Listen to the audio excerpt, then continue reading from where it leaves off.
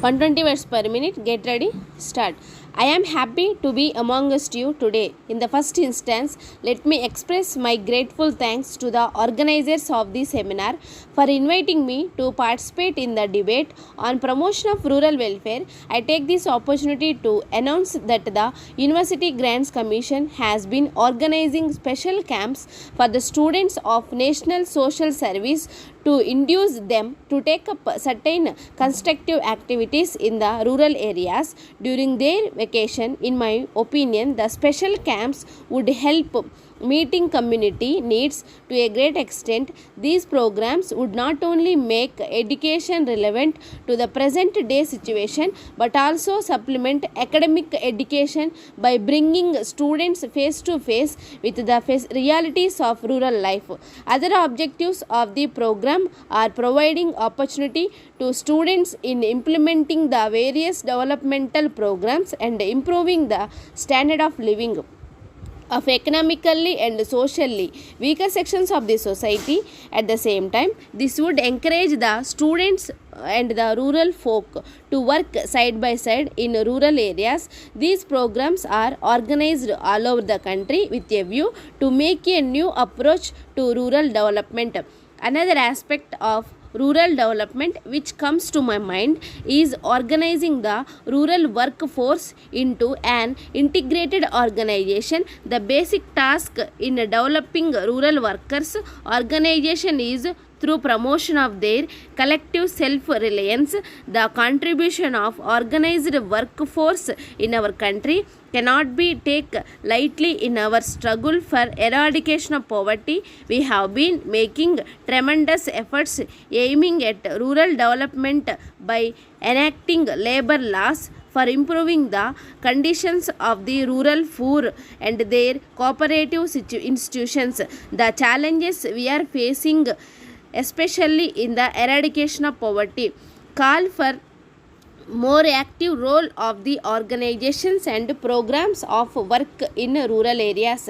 In many countries, the ability of the poor to speak for themselves, participate on equal terms in various programs, and even to organize themselves for self-development is very weak.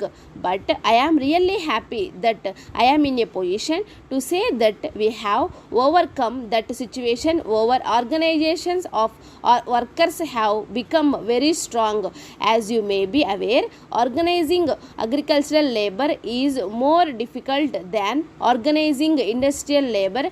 However, even the organization of agricultural workers are gaining strength and becoming stronger day by day.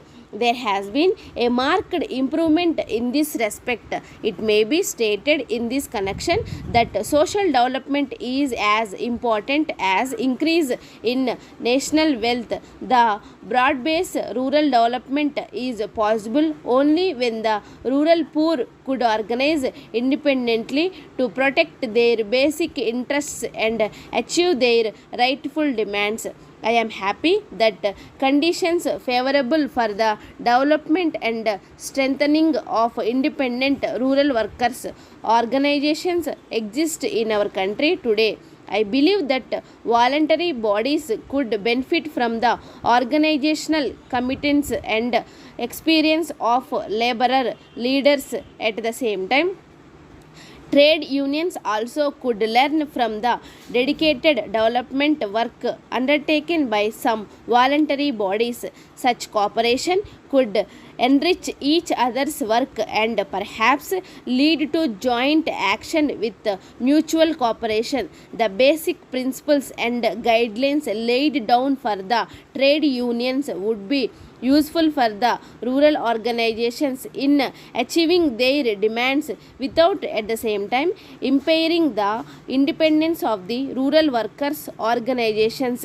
Instead of depending on academicization who probably do not know what is happening in the rural areas, people who have actually engaged in rural work should be roped in and their suggestions taken care of. In this context, I would like to mention that a trust of the rural workers has been registered to carry out further programs.